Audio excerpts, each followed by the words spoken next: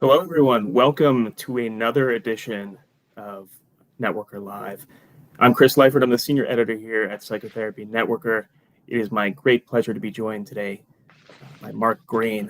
Mark is a senior editor at the Good Men Project. He's the founder of Remaking Manhood, and he's the author of several books, including the Relational Book for Parenting, Remaking Manhood, and the Little Me Too book for men. I recently wrote an article for our latest issue. This is the March issue. It's called Where Are All Our Friends? Therapists Confront the Loneliness Epidemic. Pick up a copy if you haven't already. You can subscribe on our website. You'll also notice there's a link at the bottom of your screen, as well as a QR code if you are interested in subscribing. We have a great deal right now. The article I wrote is called In Search of the Great Male Friend. This was a personal piece for me. I shared a little bit about my own experience with friendships, my struggles with friendships. I talked a little bit about good friends I've had for a long time. I talked about friends who disappointed me, my struggle to make and maintain friendships in, we'll call it early-ish adulthood. If you get a chance to read it, I would love to hear your feedback. I interviewed Mark for the piece. We had a great conversation that just went on and on. Mark, I would like to start with having you tell our viewers a little bit about who you are, what you do. What's a day in the life of Mark Greene?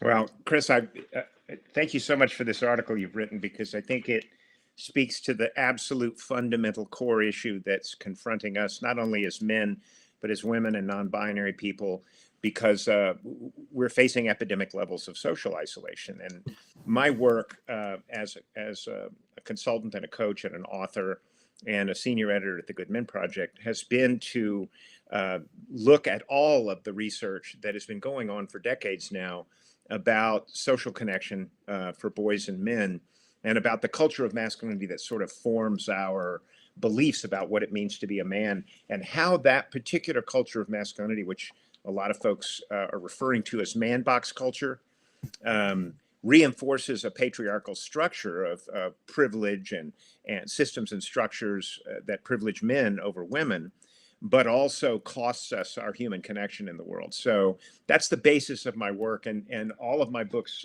speak to that.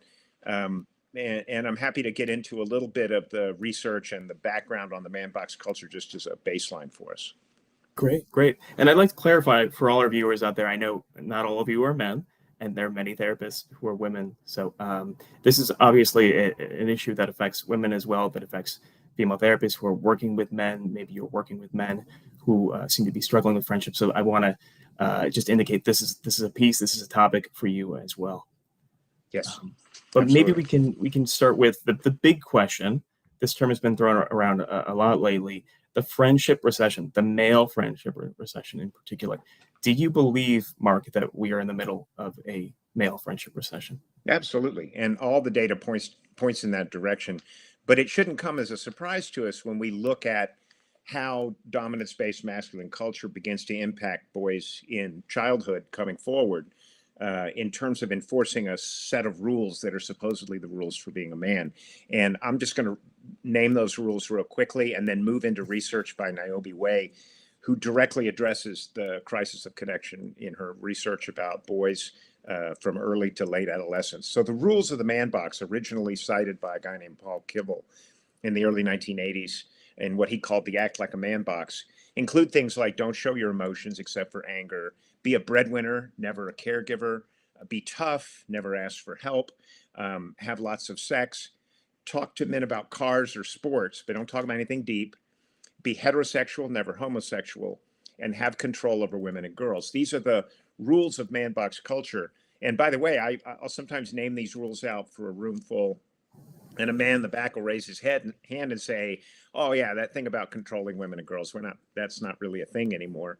And what I respond with is that there's a beautiful body of research by an organization called Equimundo, and their research document is called The Man Box, and you can download the PDF. Just go out and Google it; you'll find it right away. And one of the questions they pose in that research is a yes or no question. And they asked men in Mexico, in Great Britain, and the United States this question: if a guy has a girlfriend or a wife, he deserves to know where she is all the time. Yes or no? And I'll say it again. If a guy has a girlfriend or wife, he deserves to know where she is at all times. I tell the men in the room, look, that I know men think they're protectors and think they have some role to look after women, but this isn't about protection. This is about control. And the percentage of men in the United States of America who answered yes to that question, 46%. This was in 2017. So the idea that we are supposed to have control over women and girls hasn't gone away. Um, Let me jump really quick to Niobe Way's research. Please. She's been doing research for 3 decades at New York University. She's a psychologist there.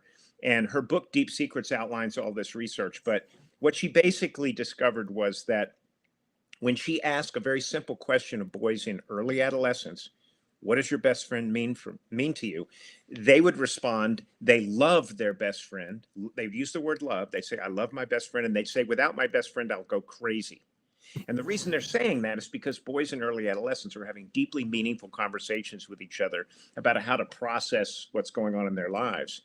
But by late adolescence, Way's research reveals that those boys are no longer concerned about what's going on for them authentically. After this drumbeat of man box culture and the rules about how to be a real man have hit them over and over again, not monthly or weekly or even daily, boys are policing each other about these rules hourly. They then disengage from those close friendships because they want to prove something entirely different, that they're not little kids, girly, or gay. And they disengage from those close friendships in late adolescence, and their suicide numbers become 4 times that of girls. So we're talking about a culture of masculinity which systemically breaks boys' emotional expression and relational connection in the world and blocks them beginning much earlier than early adolescence. Actually, Judy Chu has research going back to kids who are 4 years old, beginning to hide their emotional acuity, already taking on this stoic performance of masculinity. But the long and short of it is they never get the chance to do the trial and error work to grow their nuanced emotional expression or relational capacities. And then they get slotted into a hierarchical dominance-based masculine culture, which basically says, we don't want to hear who you are authentically. We don't want to hear what's going on for you. You have one way to validate your masculinity, and that is to dominate the men around you and the women in your life. And that's what gets us this culture of disconnection for men. The social isolation cited by Cigna is over 50% of people in the US are sometimes they're always alone. That's what they feel. And when you have that level of social isolation, you're talking about a health impact equal to smoking a pack of cigarettes a day. So we have higher levels of cancer, of heart disease, of neurodegenerative diseases. I mean, literally, men are trained out of close connection. They're locked away in this hyper competitive masculinity, and they're dying earlier because of it.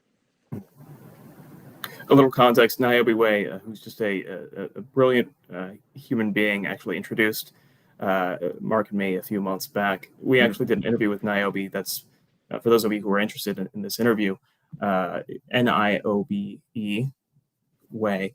Look it up on our website, psychotherapynetworker.org. We did a great interview with Niobe a few months back about this subject, about her work with adolescents, and that switch that seems to flip in early to late adolescence, where boys begin to buy into this idea of the man box and man box culture.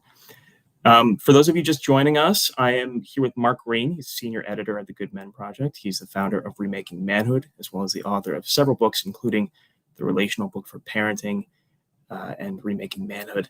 Mark, I'm just curious, what sort of things are you hearing from the men you're working with? We talked a little bit about adolescence and how we got here, but what sorts of things are you hearing from men who find themselves sort of in this pit they can't quite get out of, this hyper-masculine pit? Well, we have different communities of men who are speaking in different ways. I spend a lot of time on the internet. If you're on any kind of social media platform, you can find me at Remaking Manhood. And there are places where I'm engaging incels and MRAs and masculinity extremists, white supremacists, that population of radicalized men. And they are doing what the man box taught them to do, which is to ignore their own internal process of self-reflection and to blame external groups for what's going on in their lives. So their reactivity around economic and social and disconnection and all of that stuff, their anti-woke position is that they blame feminists, they blame immigrants, they blame everyone but themselves for anything that's not working right for them. And what we have to understand is that is a classic example of a dominance hierarchy, which teaches men you tried to get an outcome you wanted, someone gave you pushback, double down on dominance. So that population I consider to be somewhat difficult to shift off their position because they bought into this thing 100%. But there's another population of men who are beginning to lean into this idea that they want more out of relationships, and sometimes they'll go into men's work groups like the Mankind Project. Sometimes they'll or Every Man. Sometimes they'll get with a therapist or a group of men in their church or whatever it is.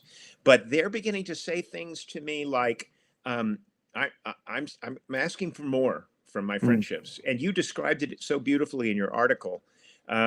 This is not an easy thing to find still. And I struggle right now today with finding enough close male friendships because it's the double whammy of conditioning people not to share what's really going on for them. But men are very, very tied up in schedules and busy. And sometimes that double whammy of disconnection and hiding our authentic selves makes that difficult. But I do find connection in men's work and men's groups. I'm part of a group that's run by a therapist here in New York, and we get together and we talk about what's going on for us. And in those populations of men, it's easier to find the kind of guy that you're describing in your article that you're looking for. Mhm. Great. I'm curious, how do you begin to find a foothold with men who put up a wall, who might be hyper defensive, not just men from the men's rights activism community or the red pill community, whatever you want to call it, but men who are just very guarded and afraid to talk about their friendships, but maybe you have a sense that they're hurting or Yeah. that there's this aspect of life that's missing. Where do you begin? What sort of questions do you ask? Well, there's a man named Ray Arata who has been in men's work for a long time and runs a thing called the Better Man Conference. And Ray says, when he's in front of a room of men, when he's with a man talking, he says, I go first. I say, hey, this is what's going on for me. Sometimes we call it a check-in, but you can do it in an organized way, or you can do it in an impromptu way.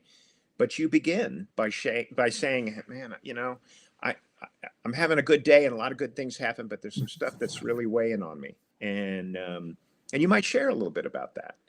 And because honestly and truly, we as men are tracking the men in our circles who are going to shame us for that kind of behavior.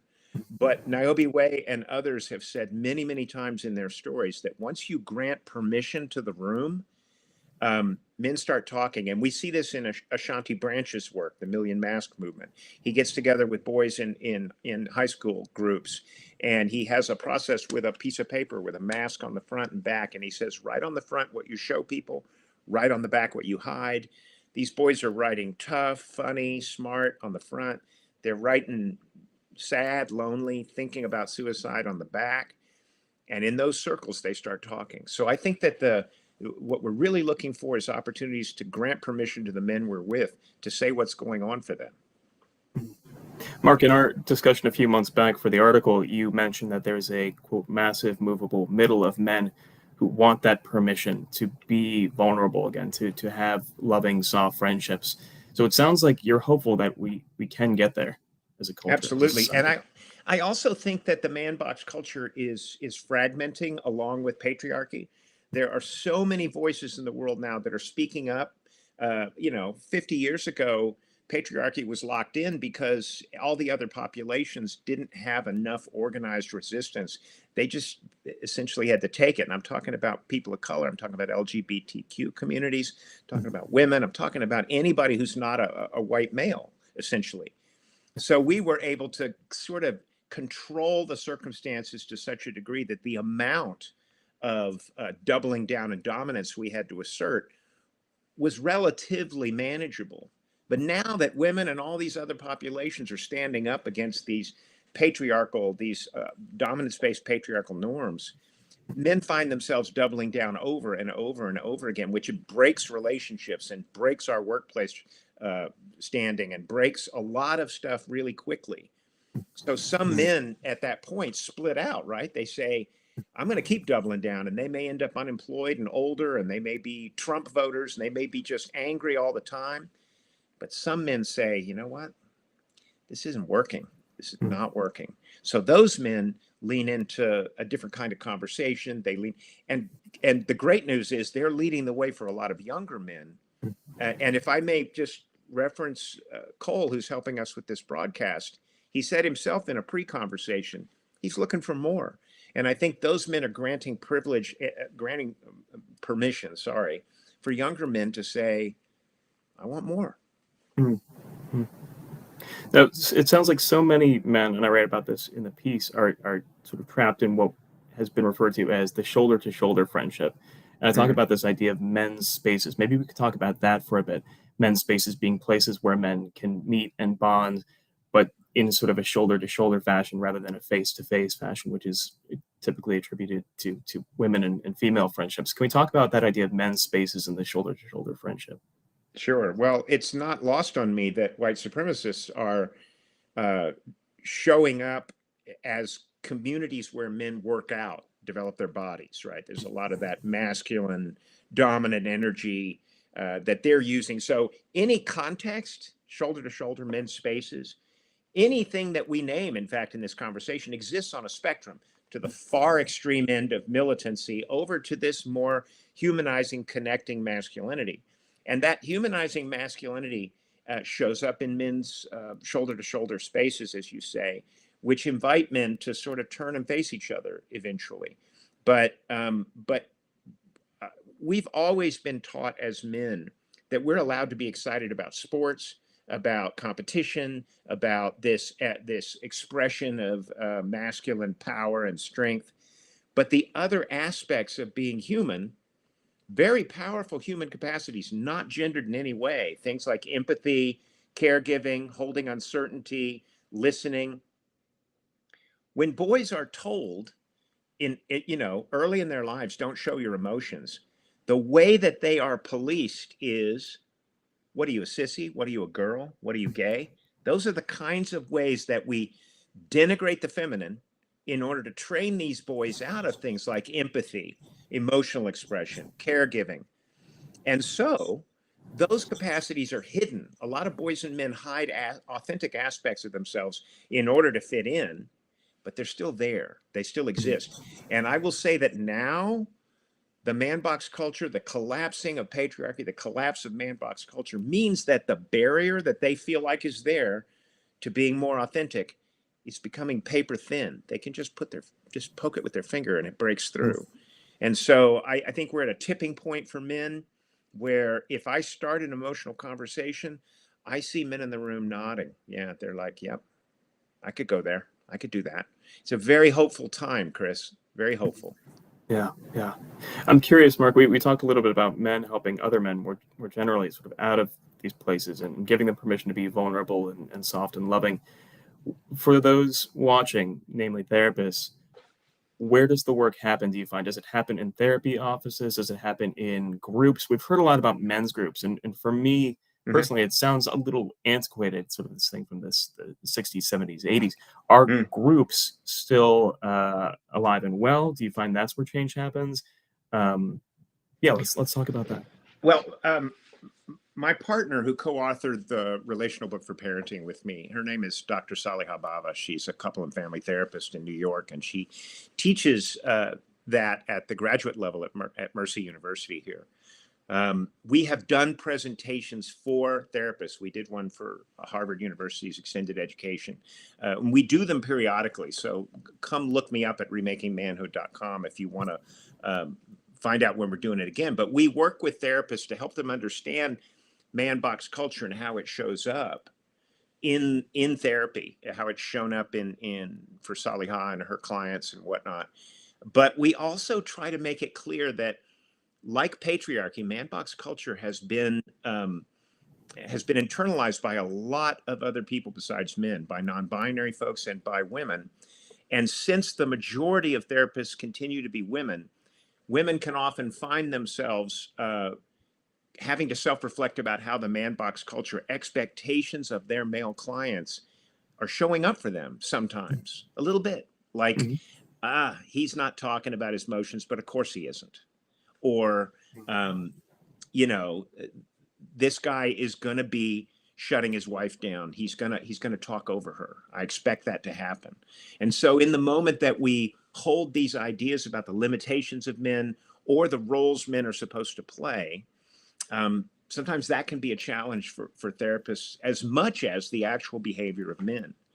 But the degree to which these ideas that he's supposed to be the breadwinner, that all of these antiquated gendered ideas, gender role ideas that the man box drives, are a huge conundrum for therapists to try to untangle in the therapy process. But when we understand the rules of the man box and how that's driving some of these beliefs, there are therapists who, when it is appropriate, they share this book, the Little Me Too book for men, because it goes through all the rules of the man box. It goes through the cultural stuff. It goes through how it shows up at work. 75 pages. It's a quick read. They share that and make it part of the process, or part of the conversation. It's not always appropriate, but sometimes it is. Yeah. Yeah. Mark, I'd like to turn, I know we have a few minutes left. I'd like to turn briefly to the piece I wrote, In Search of the Great Male Friend. This is no secret. I talk about this in the piece. I encourage all of you out there watching to check it out. This one really meant a lot to me. I poured a lot of myself into it. But I talk about my own experience with friendships, in particular, 3 really good friends I've had.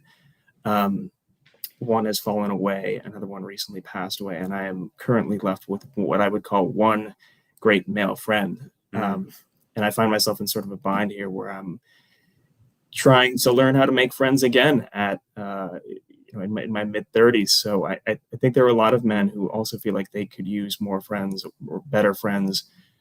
Maybe they want to sort of reconnect with friends who have fallen away. What is your advice to men like me who are struggling with this? Where do we begin? I think that one of the powerful influences of this can be our partners. Just like in the therapy room, sometimes our partners can internalize, whether we're gay or straight or whatever it is, our partners can internalize ideas from the man box and maybe not understand how precious and valuable it is for our partners to have friendships outside that primary relationship. So when you have a conscious discussion like you talked about having with your partner in the article, right? Saying, I'm struggling with this. That partner can grant you permission to do the work you need to do to find those relationships. And that means sometimes stepping out of the house, going and doing whatever you need to do.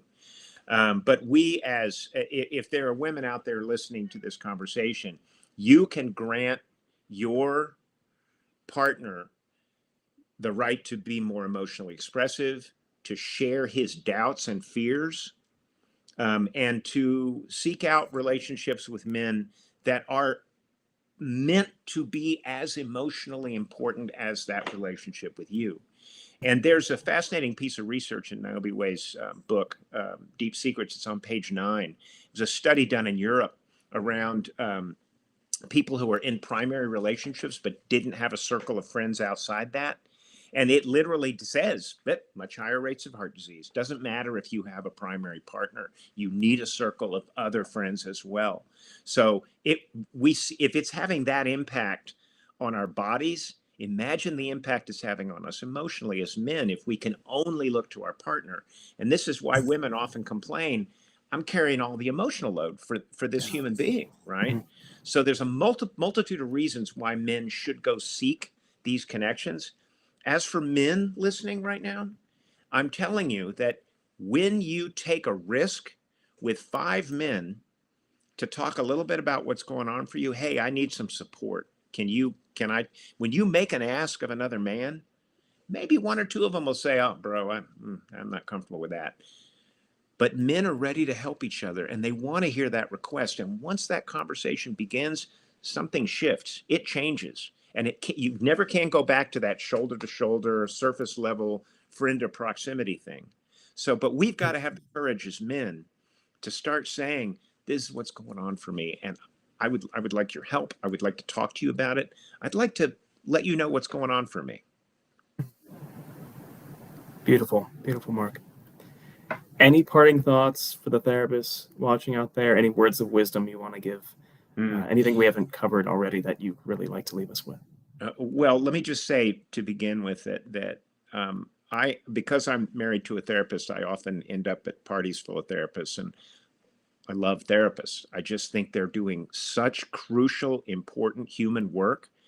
The only thing that I can suggest to you is that if I believe that if you sort of lean into this question of how is the culture of masculinity, the systems and structures informing this man in my therapy office's view of himself, if you begin to unpack that from these rules and ideas that have come down for generations, what you're going to find is deep shame and a lot of hiding. And if they can see that it's not them, it's this structure, man. This structure has taught you a lot of things that you can unteach yourself. That might be a little bit of help in the context of that work. Wonderful. Mark, thank you so much for joining us. It's always a pleasure. Mm. You've helped me so much personally, and you've really contributed a lot to this piece as well. Again, the piece is called In Search of the Great Male Friend. You'll find it in our March issue. Those of you watching, we also have our annual symposium is coming up next week. 4 days, we call it the Mardi Gras of Psychotherapy. You'll see a link at the bottom of the screen there. Highly encourage you to check that out as well. Mark, thank you again. I hope we stay in touch, and just thank you. Thank you, Chris, and I hope you will consider me a friend. Sure, we do. All right. All right. Take care, everyone.